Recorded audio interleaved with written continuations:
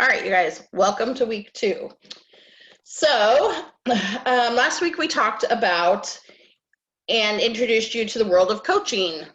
We talked about how it's different from other conversations you might have, and we introduced you to the coaching model that we're going to use for the workshop. We gave you a homework assignment to reflect on what types of conversation you were previously having, what types of conversation you might be having going forward, how that might change. Is anyone brave enough to share with us any of their ahas or reflections from the assignment?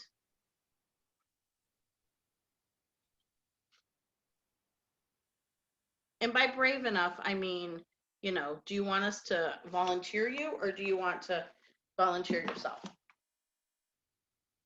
I'll share. Thank you. Absolutely. So I learned, sadly, I've been doing this for 10 years, but I learned that I don't ask enough questions. I'm guiding them instead of asking questions. So that was my huge aha.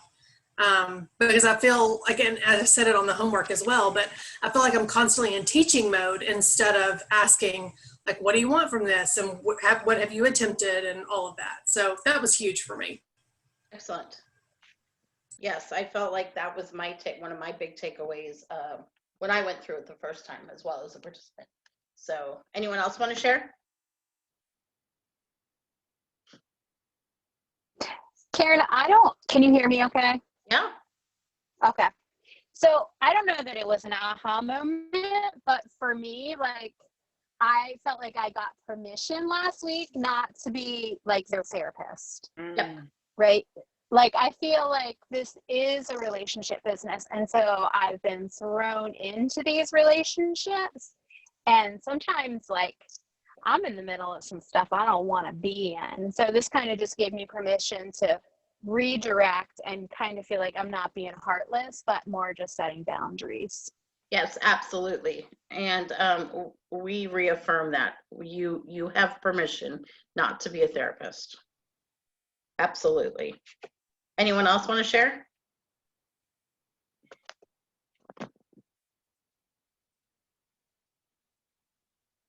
Anyone want to share in the chat if you're scared? I can hop in here. I'm kind of jumping in new. My name is Billy. These questions are hard for me. It's not have. It's like getting them around to discovering the answer on their own. Yeah. I am impatient in my normal life, and it's all math to me. And I just want to be like, go here, click this, and this is the answer. And, but I love that this is good in all real life because it leads them to discovering the answer, and then they're going to be less dependent the next time. So I really need this training. It's a challenge. I never thought of the difference between mentoring and coaching. Well, and okay, so you touched on a couple things there. Number one, there is a place for teaching and there is a place for mentoring, right? So coaching makes the assumption that they don't have the information. Coaching makes the assumption they know they have the answers, they have the information, and you just need to work with them to come up with it on their own. With the brand new consultant, obviously, if you can't coach them on how to be a better recruiter necessarily if they joined yesterday, because they might not even know how to have someone sign up. The other thing that I like that you said, you said you said two things, like either one was kind of give them the answer, but the other was teach them the steps to find the answer. And there's definitely a place for that in our business. Like, I'm a huge advocate of teaching them to fish and not feeding them fish sticks. Like, if you can show them how to find the answer, they can find the answer anytime, and they can teach others to find the answer as well. But if you give them the answer every time, especially someone who's seasoned, then, like, I have a consultant, gosh, I'd have to look up her join date, but I think it's probably 11 years now, maybe 10. And every single month she posts asking what the warm of the month is. I don't answer it. Someone always does, and it drives me crazy. I will tell her the steps to find it. but I will never give her the answer because, oh my goodness, like, well, let's just say 10 years. 10 times 12 months, that's 120 times she's asked the same question. Okay, so let's put it in perspective, right? All right, anyone else want to share? Or we'll move on if not. And I think that's too what coaching is about. It's still helping them find that right answer. And I think once you're going to get comfortable, Billy, with asking questions, you'll know, okay, well, I still have my roadmap for how to teach them, but it's reversed in a roadmap of questions too. So I think that'll become easier for you too, because that is the same thing as teaching, is showing them the steps. It's asking the right questions in the right order to get them there too. So I think you'll be amazed at how much you already know. You just have to flip the statement to the question. So you'll do great. Yeah. All right. So let's move on. All right. So to be an effective coach, you need to get good at asking powerful questions and really listening to the answers that they are giving you. So coaching is asking, not telling. How many of you are going to struggle with that? Because we want to tell them. We want to tell them the answer. We're women. We know what's best, right? We want to tell them the answer. This is one of the most important elements of coaching and one that distinguishes it from mentoring. To help you get comfortable with asking questions, we're going to do an activity. So pull out your workbook and turn to page 7. Which is questions only activity. So this is fun. I liked doing this when we walked through it ourselves. So in a moment, we're gonna send you to your rooms again. Those of you guys that did rooms last week, you really liked it. It was fun. But we're gonna split you up into pairs. Yay, we have an even number. Yay. And you're going to select one person to be the coach and the other person to be the coachee. And you're going to go through a mock coaching session using the scenario 1 on page 7.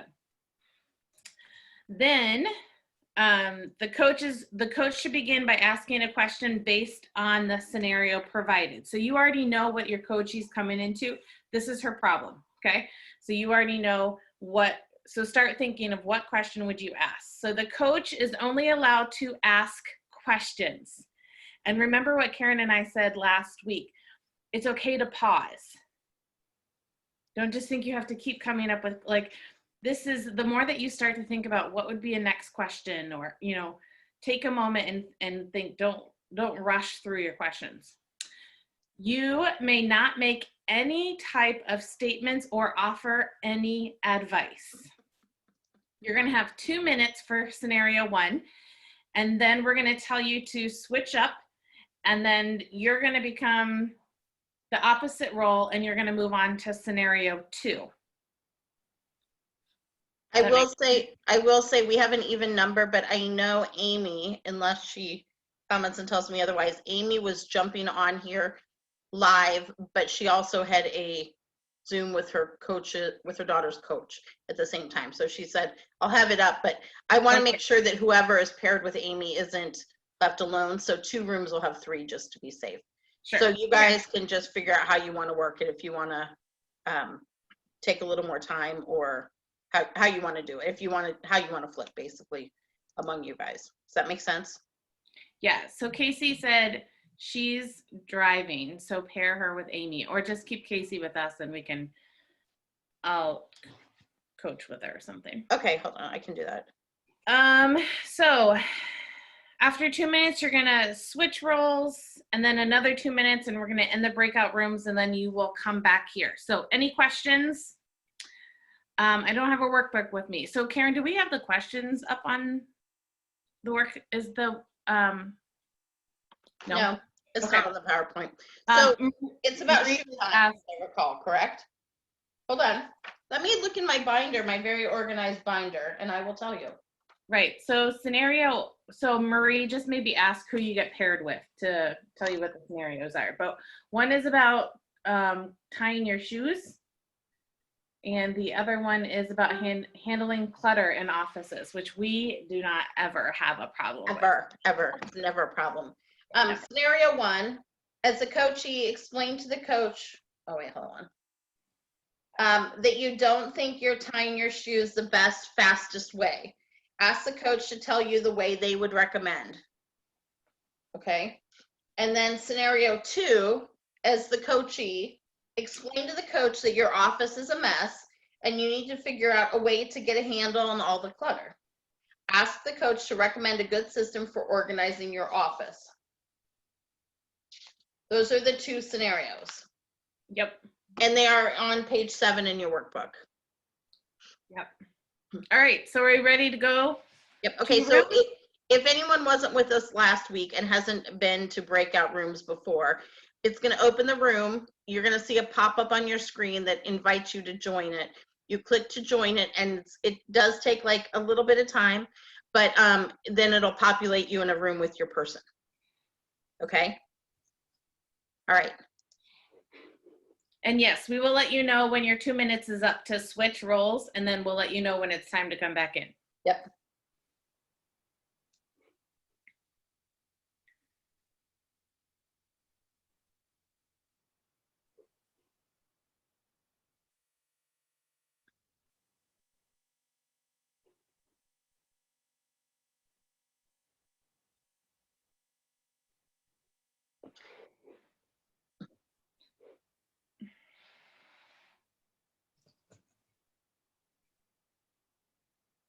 Okay, so we lost Casey. And Amy's still here because she's on her other one. Okay. Okay, let's look at the time.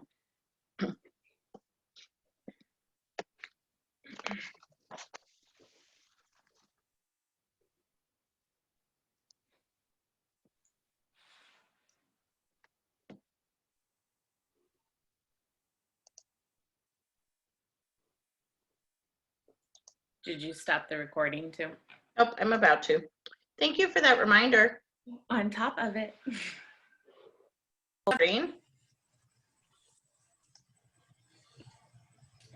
All right. So we're excited to hear what went well with you guys. How did you like your breakout rooms?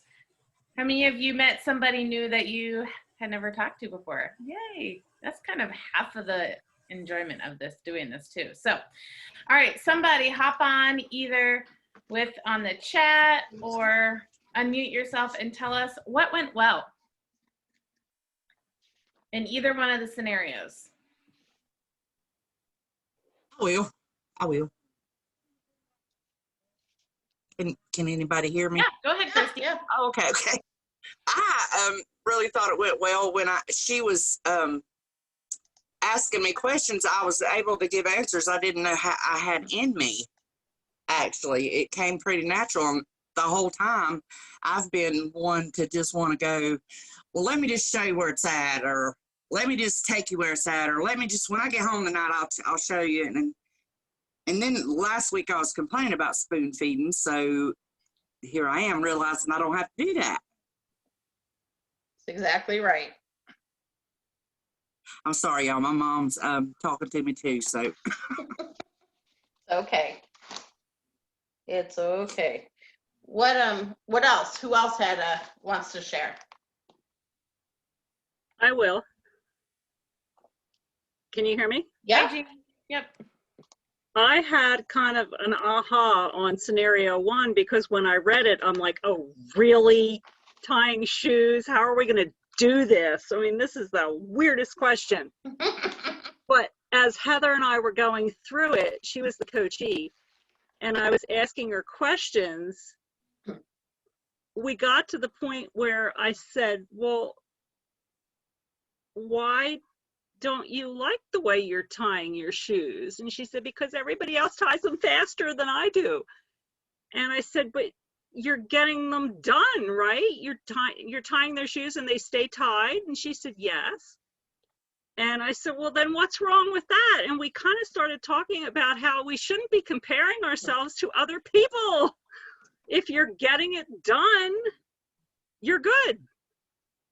So the real issue there wasn't the fact that she it wasn't really about, the whole conversation wasn't about tying her shoe, it was about comparison. And once you got to the bottom of that, it was, that was like an aha for her, yeah? Yep, it was an aha for me too. Like, oh, this is why she's not happy about the way she's tying her shoes. So you see how that's relevant to business? Absolutely. Yep. And we're gonna do a coaching scenario for you in a little bit, and we haven't planned it out at all. We didn't last time either. We just had a topic last time, and I don't have any idea how it'll go this time. But last time it turned out that Hannah's issue wasn't really even her issue. Like once we got to the bottom of what the real issue was, it was totally different, right? But we intentionally are going to kind of do it off the cuff so that it's authentic for you guys. So That's Darren's kind way of saying I have lots of issues. Mama, you're gonna have to sit down for a minute. Mhm. All right. So what was difficult? Dude, it was a hot mess. All right, well, so first I want to say Carrie was amazing. So what I found was I would tell her what to do in the form of a question. Which would look like what? Well, I was the shoe tire problem, and she asked really good questions. And then we switched for the office thing. So I was like, well, how big of a space do you have? You know, and she's like, I probably have 2 foot by, 10 inches or something. I go, have you looked for something that's 2 foot by 10 inches at the store to put in this area? And then I'm like, I think I'm really just telling you what to do, but putting it in the form of like with a question mark at the end. It was awful. I was like, Carrie's so good. She asked me all these questions like, well, what have you tried tying your shoes? And I'm like, yes, I have. I use the bunny ears, She's like, what kind of shoes do you have? I'm all sneakers. Like, I mean, it was just one answer, but I was like, I suck at this. This is why I need this class. So. But it's hard because, I mean, we are accustomed to being problem solvers, right? And giving answers. And that's not always, I mean, there are times for that, but that's not always what's going to help them have the best results. So. Yep. Was it hard not just, well, this is going to be for Carol. Was it hard not just telling them what to do? Yeah. Well, yeah, exactly. She's like, well, what does your office look like? And I'm all, well, we probably don't have the same space. So why don't you tell me what space do you have? I was like, how do I get out of this question and not be like, you can't ask me that. You're breaking the rules. Yeah. And she's like, I'm sorry, I'm just being difficult. And I was like, no, that question's going to come up. Like, well, just tell me, what does your office look like? And I'm all, have you seen this? It looks like a shithole. So I'm like, I should be the one asking the questions. How do you organize your office? Because mine is a mess. It's not going to work. What gets in the way of you listening to them?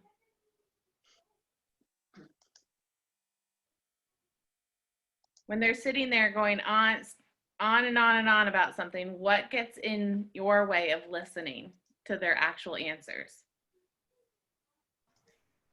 Because you're already thinking about what you want to tell them to do. Mm-hmm. Yeah. Yep. Exactly. That's where you want to like inch towards mentoring or teaching, right? Which of your questions do you feel like had the most impact?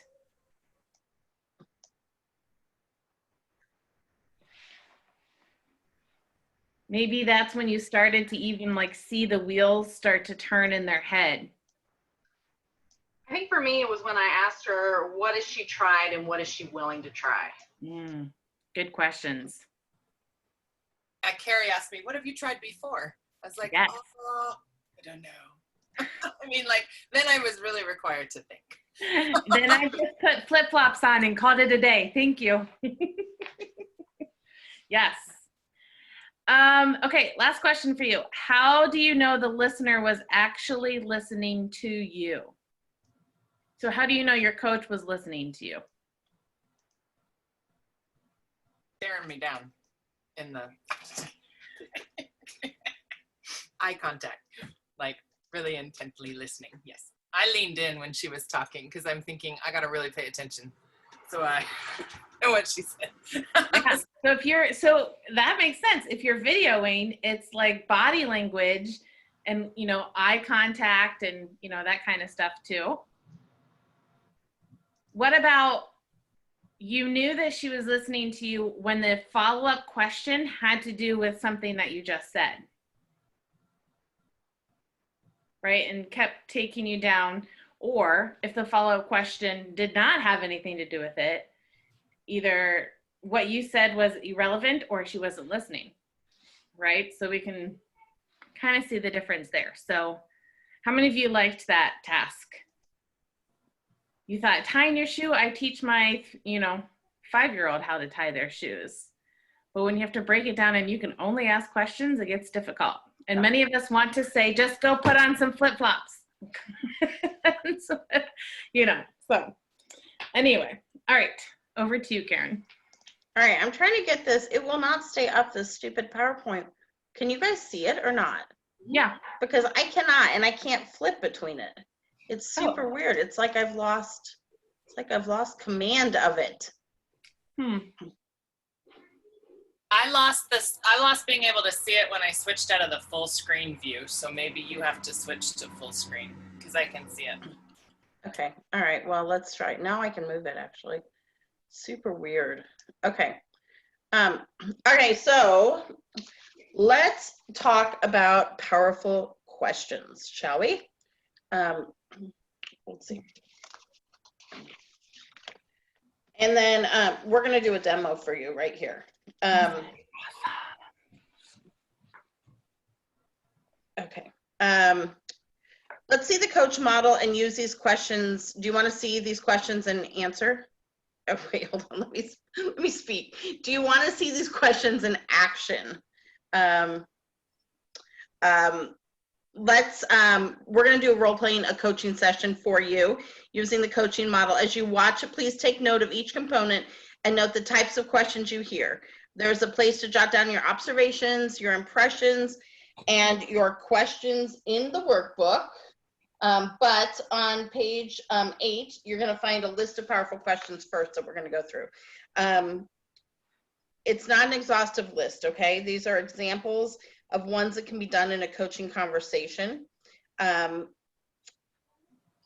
we're going to walk through them. Okay. So what's a powerful question? We kind of talked about this a little bit, right? It can be difficult to avoid the urge to just tell them what to do, but by asking powerful questions, coaching becomes stronger and easier, and it gets your coachee thinking. So what's a powerful question? Somebody tell me what you think powerful questions are.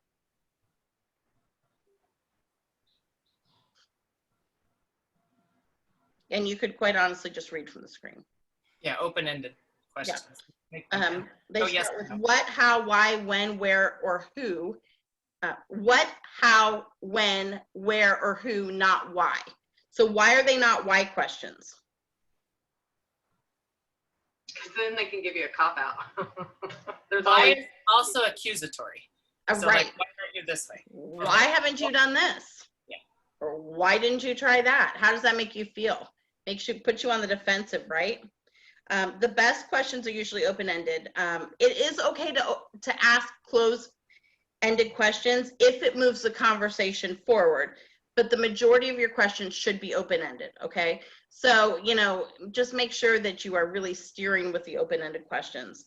Those closed-ended questions and the why questions can put them on the defensive, like you guys said, can make it sound like we're interrogating them. They can come off judgmental, like Carol said. They can make your coachee shut down and not want to talk to you. And it can make them seem too uncomfortable and not want to schedule another call with you. So start with what, how, when, where, or who, not why. Okay, so page 8, you're going to see the coach model with these questions. Again, this is not an exhaustive list, right? These are just examples on the ones we have found to be most effective. What do you notice about them?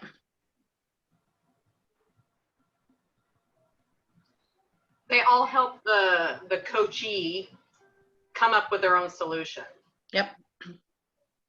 Yep. And they're going to walk you through a process, right? So the C is the current situation. What's happening now? So that's, you're going to kind of start the conversation with the C. So, and you'll see this in action in a couple of minutes. What's happening now? What have you already tried? What's getting in the way? Objectives. So then we go to the O. So what's the point of this call? What are we trying to accomplish? What's your desired goal? What are your expected benefits from achieving this? And what needs to change for you to achieve your goal? Then once we've figured out the current situation and what the objective is, because we can't solve every problem in one call, right?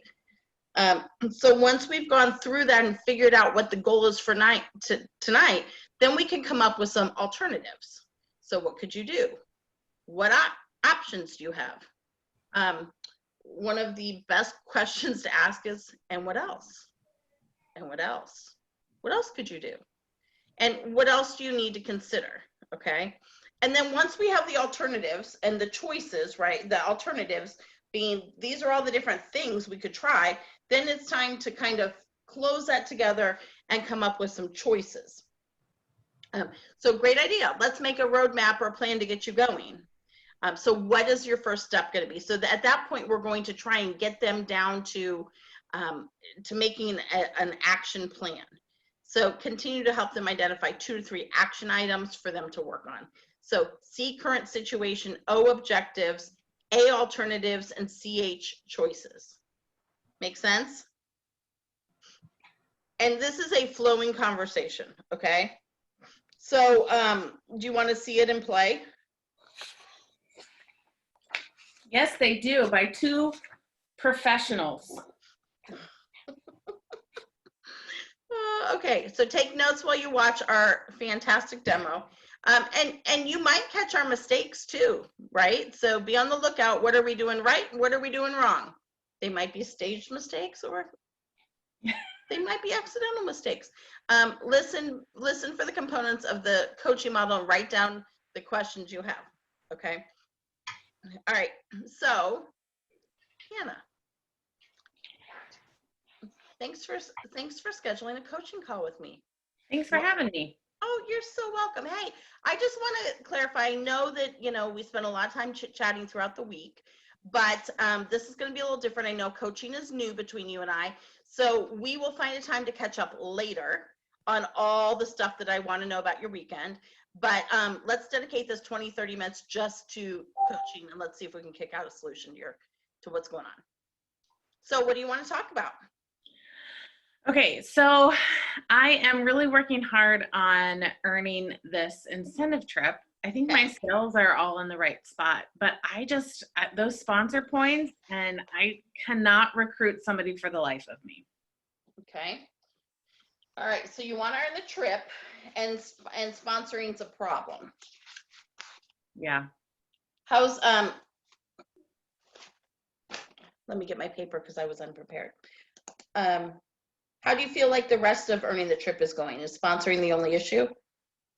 Yeah, like I think I'll be pretty fine on my points on the non-sponsoring points side of them. You know, my sales are well over, you know, 3,000 a month. So I think that's going to be good. And I'm getting paid at title, and it's just those sponsoring points that I'm not going to be able to, I just feel like that's going to keep me from levels that I could reach. So tell me a little bit more about how you are actually doing with sponsoring. Where literally do things lie now? Just break it down. When was the last time you had a recruit? Are you having recruiting conversations? Like, what's going on? Yeah, you know, I feel like I'm asking everybody. Okay. I feel like I'm doing that. The last time I had a recruit was in July, Okay. I think. That's not so bad. That was just a little over a month ago. Like, you know, that was last month.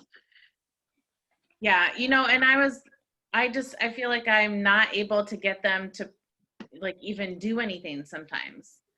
too. Like I'll get a recruit and then they're just sitting at Essential, and that's not going to help me get any points either. So it's not just about finding those potential recruits, it's also about getting them to actually work their business, get active, and certify to earn you those points. So sponsoring points as a whole, not just finding the recruits. So tell me a little bit about what you said. You're talking to everyone. You're asking everyone. What does that look like? Who are you asking? Where are these people coming from that you're asking? I'm probably posting on my Facebook page like once or twice a week about recruiting. And I'm asking my VIPs. I'm putting like my join in my orders, like I'm stuffing in postcards that like give the join opportunity. I'm just getting no response. So what I hear you saying is that you're doing a lot of posting and sharing, but not a lot of asking. Is that right, do you think, or am I misunderstanding? Yeah, maybe. Yeah. I mean, I ask in conversations where like it's brought up, but I don't necessarily know that I'm asking like a straightforward like question about joining to anybody. So was there a time that you felt you were a really strong recruiter? Yeah, there was 2 years that I earned Annual Mentor. So what do you think was different between then and now? What were you doing different then? Maybe just one. That's okay, we'll take it. Well, you know what? Back then, Annual Mentor was a little easier to earn. But, I also think too, like this whole like COVID thing, like I was doing a lot of home parties. Yeah. And I was able to have the opportunity in front of people to like actually talk about it in my home parties and my presentations. And so I think that was a big part of how I was recruiting people, and it was newer back then too. And so, everybody knows about Scentsy now. So if you were to think, if we're going to just narrow this down, basically, we want to work specifically tonight on coming up with a plan to increase your recruiting. Yes? Is that where? Yes. Okay. So I want to think about some of the things you've said or talk a little bit more. Now, you were doing a lot of parties and a lot of home parties then, and you were in front of people. What could you be doing now that would maybe get you in front of people again in this new environment? Like, how is your business?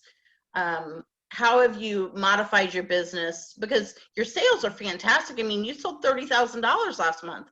So obviously your sales are there. So how are you going to, you're getting customers from somewhere.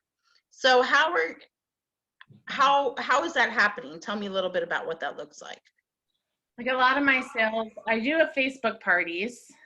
I think I'm pretty consistent in that. I do about like 3 to 5 a month, I would say. Okay.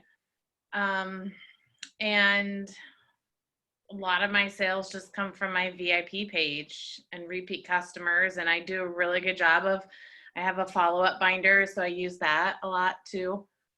So when you think about, so you are having a good amount of interaction, but the joint conversation just really isn't coming up one-on-one, correct? Yeah. Okay. So what are some things you think that you could do that would maybe increase that recruiting at this point?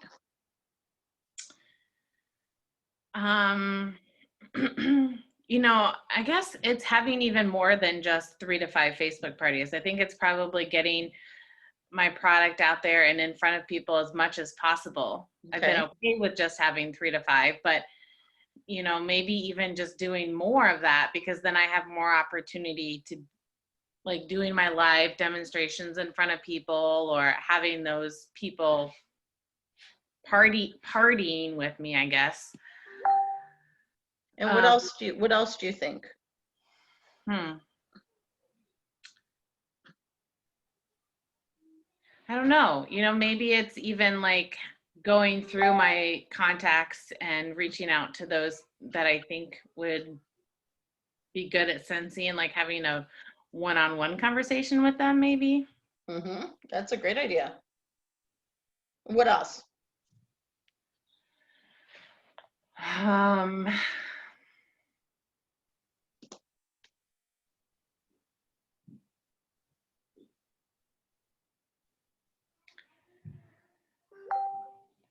I don't know. I guess maybe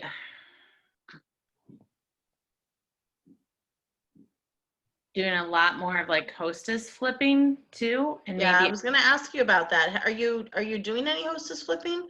Where have those most recent recruits come from? yeah. So my last recruit in July, she was a hostess flip, and she hit shooting star right when we flipped her party, and then she hit certified in the next 5 days after that too. So that was like a really that was exciting and thrilling for me. But then I've got like these other 4 at the end that just haven't even hit certified yet. So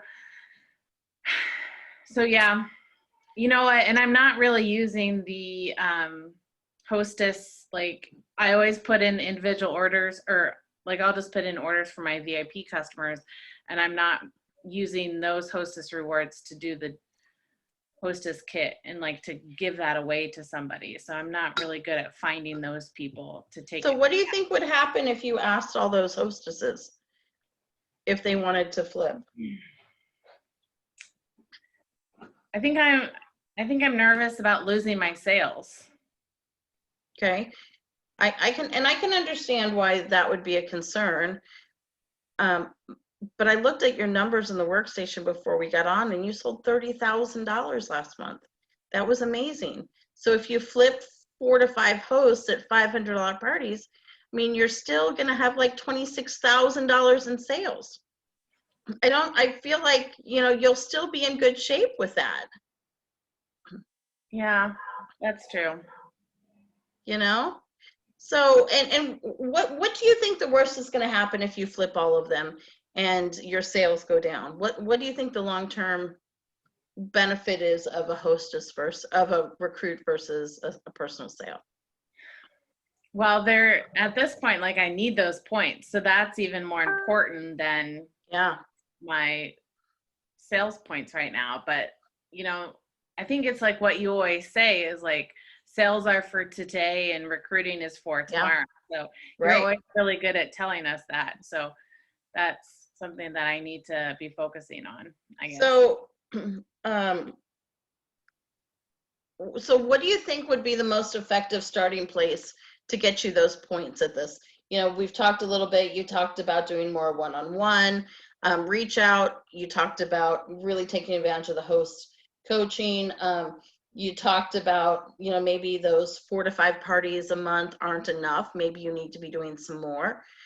Where do you think would be a good starting point? And do you feel that any or all of those would bring you to where you need to be? I guess that's a question. I feel like if I was able to flip all of my hostesses, then that would bring me closer to those points faster, because then I'm in control of those like sales, their party already. And so I'm making sure that it's a very successful party so I could flip that.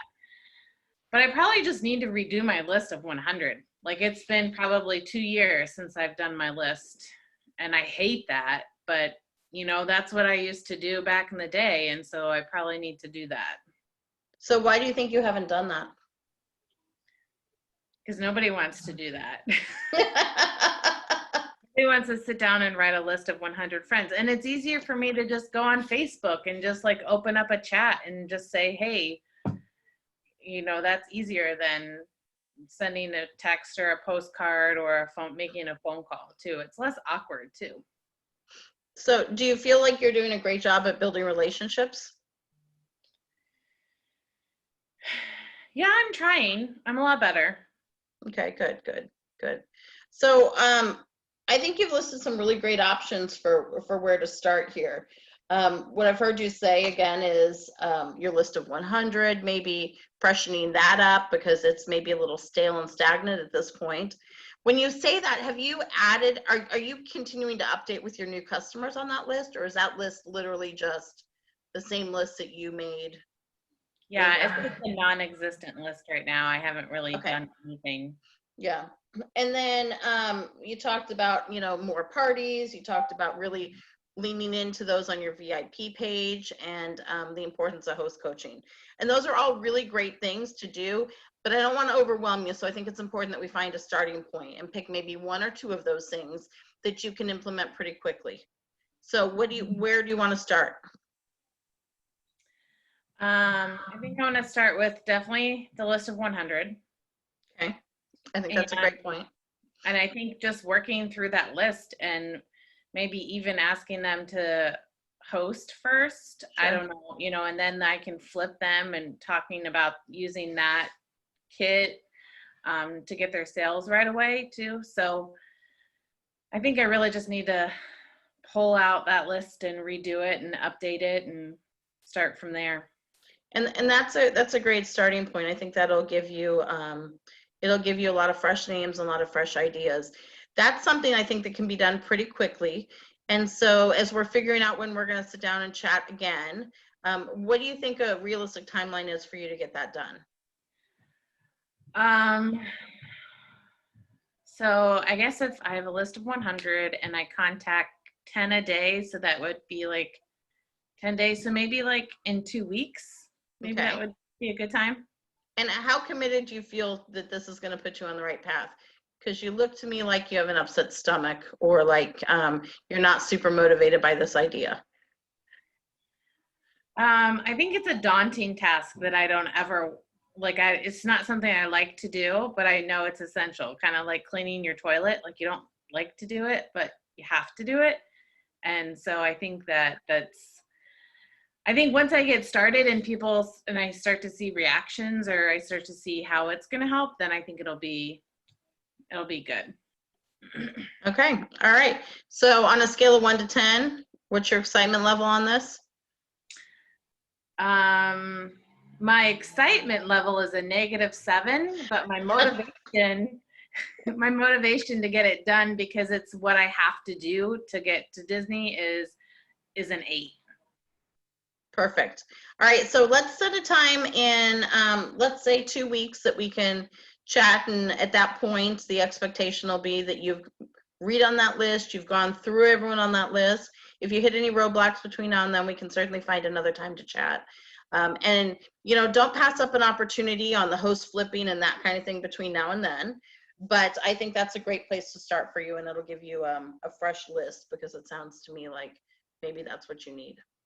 Cool. Yeah, thank Awesome. you. Okay. All right, you guys. Last time it totally flipped, and I don't even remember what it was, but she was not motivated in her business at all, and it was something completely different. So let's do a little debrief. What did you hear as far as what was her current situation?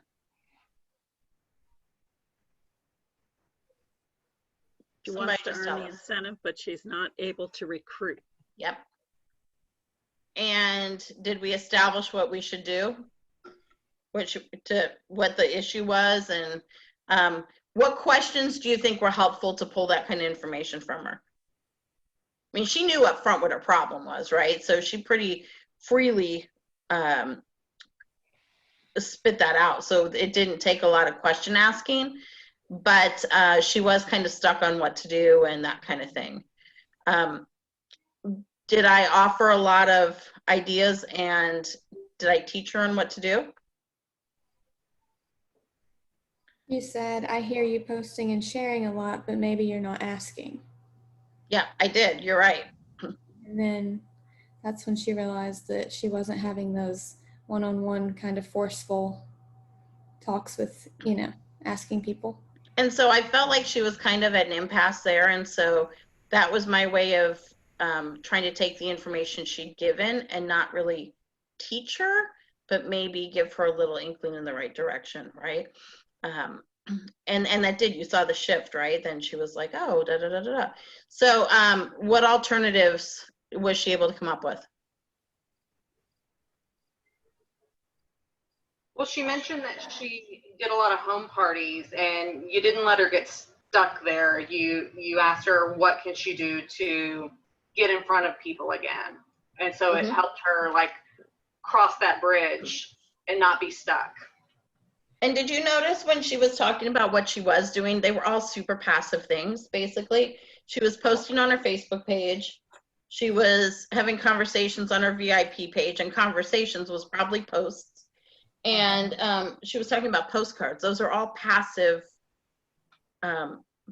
actions, right? None of those are all, that's awesome if they happen to notice this, but none of those are actually really hard one-on-one type, deep relationship building type things. So, so what choices for moving forward did she make?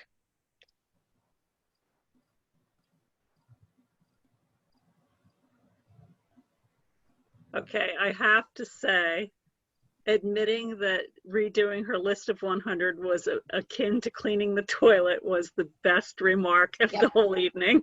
It's true though, right? It is. I mean, Yep. seriously, who wants to redo their list of 100? But it's something that's powerful to do, right? So, and that was great. She was like on the excited scale, -7, but motivated, this. So what went well and what could be improved? It was kind of slow. I'll be the first to admit it was a little slow as far as this and that. I didn't think she was super committed. I thought maybe we were going to take a turn and go to a different direction, because I felt she recognized what she needed to do, but I felt like her motivation at the end still wasn't super. She wasn't super excited about earning the trip, and she wasn't super excited about putting. I have a feeling when we come back and have the call again, she won't have accomplished some of the things on her list, and then the question's going to be, so tell me a little bit more about why this wasn't a priority. Tell me, you mentioned that you needed these points and you wanted to do this, but you didn't put the work in. So let's talk a little bit more about why that is. And that's not judgment. That's like getting to the bottom of why did you not make this a priority? Because you said you thought you needed to do it and it was your idea, but you didn't do it. So, and I'm not scolding you for that, but I want to understand, if we can't figure out why you didn't do it, then, we can't move forward with it, right? So what could be improved?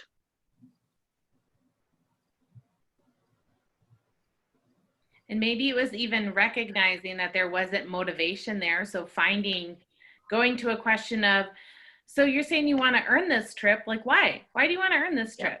Who are you earning this trip for? Because then it gets me talking about, okay, well, like I want to take my kids, and then you start to find that passion, and then using that to build upon that task that is not everyone's favorite to do, so that could be a different direction to start.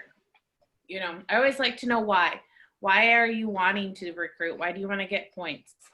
Because I think when we find the motivation behind their why, and when we're clear with that, then they're more passionate about it. Yep. The other thing that I did not do, we did to some extent, but not a lot, when we were figuring out her choices and identifying her choices. I mean, she did say she was going to redo her list of 100. I didn't ask her how many names she thought she could get on that list. Was 100 a reasonable number? 250, where did she think she would end up? She mentioned contacting 10 of them a day for 10 days. What is she going to contact them and ask? Is she going to ask them to join? Is she going to ask them to host? Is she going to relationship build? Right? She could just come back in 2 weeks and say, oh, well, yeah, I contacted him. I just, I told him, I said, hey, what's going on? How are you? Or, I told him I was trying to decide between this dress and this dress, and which did they like better? It doesn't even have to do anything with business, right? Because I didn't clarify that. And then, so we'll see, but those part of a SMART goal were not defined. It was measurable as far as, a timeline, but that's about the only part of it that was measurable, right? So Did that give you some ideas though on how to see the different steps of it or not? And the reason I started out the way I started out, I didn't do that last time, with, hey, you know, I'm dying to catch up with you on how your weekend was, that kind of thing. I get a lot of questions on how do I differentiate between my friend, the Sensi consultant who I'm coaching, how do I break the conversations apart? So this is my friend Carol, and Carol and I need to catch up on everything that's happened in the past 4 days. But if we do that, it's going to take 40 minutes, and we've allotted 20 minutes for this call, and we are never going to get beyond the chit chat and the personal stuff. So one of the things I'll do is I try and set the expectation. Once they've coached with me for a while, they know.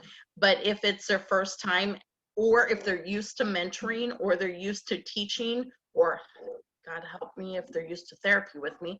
But I do try and I say this might be a little different than what you're used to. So, you know, we've got this time frame, and we're gonna try and kick this out and get through as much as we possibly can. So, and that really does seem to set the expectation and make a difference. And you can catch up later with them. I mean, I want to know, you know, what Heather's dog ate for dinner, but I just don't want to know on our coaching call.